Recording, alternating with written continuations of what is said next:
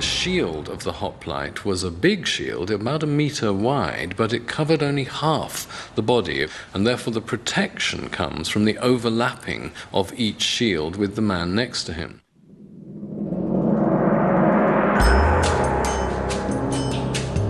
From the mountains high above Marathon, Miltiades and his 10 generals had a clear view of the Persian army arrayed beneath them.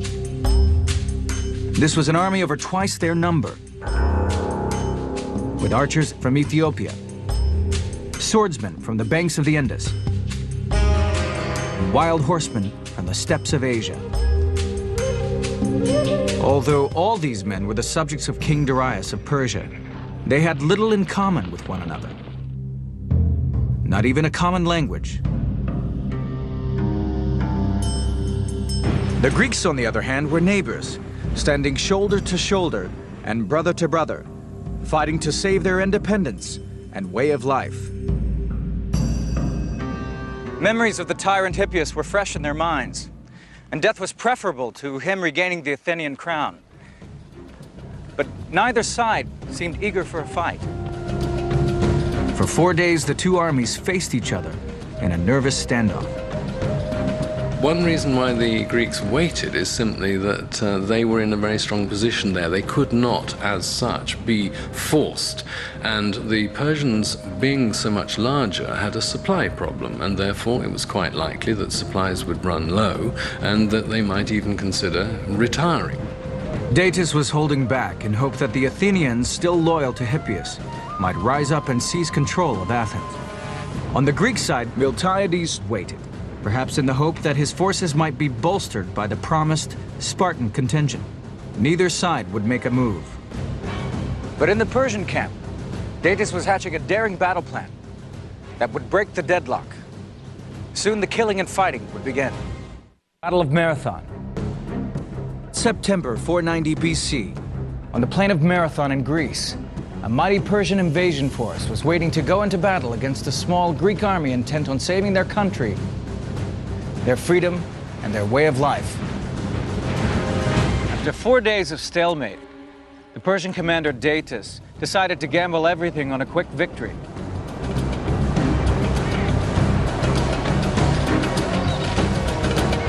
Under cover of darkness, he loaded all of his cavalry and some of his infantry back onto his ships. while the Athenian army was at Marathon, he would sail round the coast, land his troops, and attack the unprotected city of Athens. His faithful commander, Artaphernes, would stay at Marathon with a holding force of around 12,000 men. If Datis thought he could load thousands of horses and men onto his ships and sail quietly away into the night, he was very much mistaken. Miltiades' scouts uncovered the ruse. The Greeks consequently realized here is a danger and an opportunity. The danger is if we don't act now, the city will be captured behind our backs.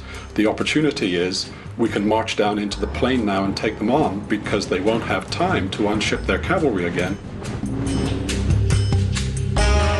Miltiades had to move quickly.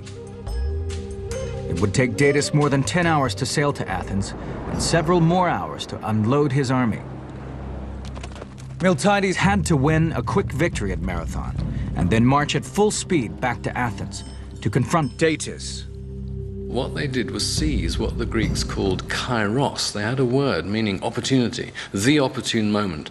And I think the genius of Miltiades is indeed largely responsible for their choosing the right moment. Miltiades marshaled his 11,000 hoplites and readied them for battle. Greeks would normally have formed a rectangular phalanx, but he was worried by the length of the enemy battle line. The Persians could sweep around both sides and envelop the Greek army. We know this kind of detail because of two Greek historians.